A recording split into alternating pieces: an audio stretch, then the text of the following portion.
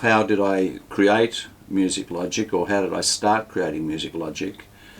I was about 35 years old, and among other things I was a frustrated musician. I'd tried piano lessons, trombone lessons, clarinet lessons, singing lessons, and they were all pretty much one disaster after the other, because I realise now that when I was 7 years old, the foundation of the piano lessons, which were very negative, influenced the rest of my music life. So what happened, I was in the bush doing something stupid in wintertime when I slipped and fell. I was carrying a car battery, and I fell on an exposed root on the ground between the battery and the exposed root, and I broke my wrist. I didn't realise at the time it was broken. I just kept on working during the day, came back to Melbourne.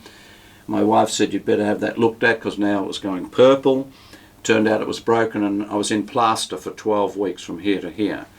And so it was the middle of winter, and I can remember the instant so clearly. It was like a huge light bulb went off in my head, that I sat at the piano and I thought to myself, after all these years, why can't I read the notes in the low notes, which is the left-hand notes?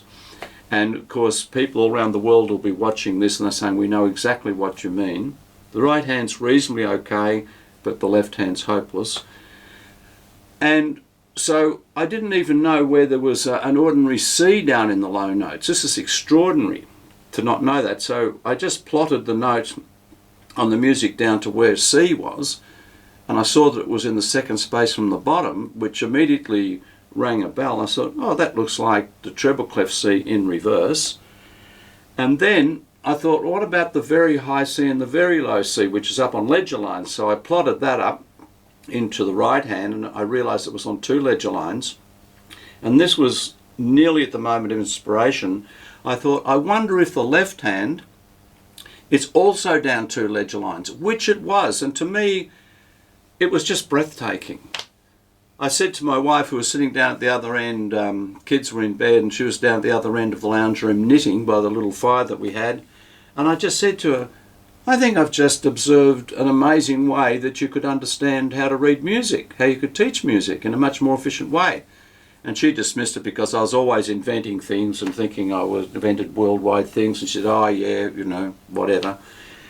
And I thought about it in my head for about 2 weeks. I was getting more and more excited and telling everybody. And our next door neighbour said, well, our 7-year-old boy Paul, we want him to have music lessons. You can use him as a guinea pig. I think I charged $1 a lesson just for an amount. And sure enough, he just zoomed ahead. Within 6 months, he was doing more than I'd taken 3 years to learn. So then I thought, well, he's a smart kid. Maybe it's just that he's a smart kid. So I started teaching other people in the street.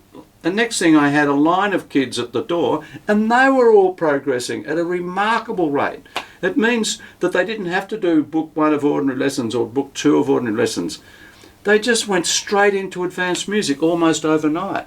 So that's how it started. It was the fact that I was in the bush, fell over, broke my right arm, and concentrated on my left arm when I saw the main nuts and bolts of how Music Logic is different.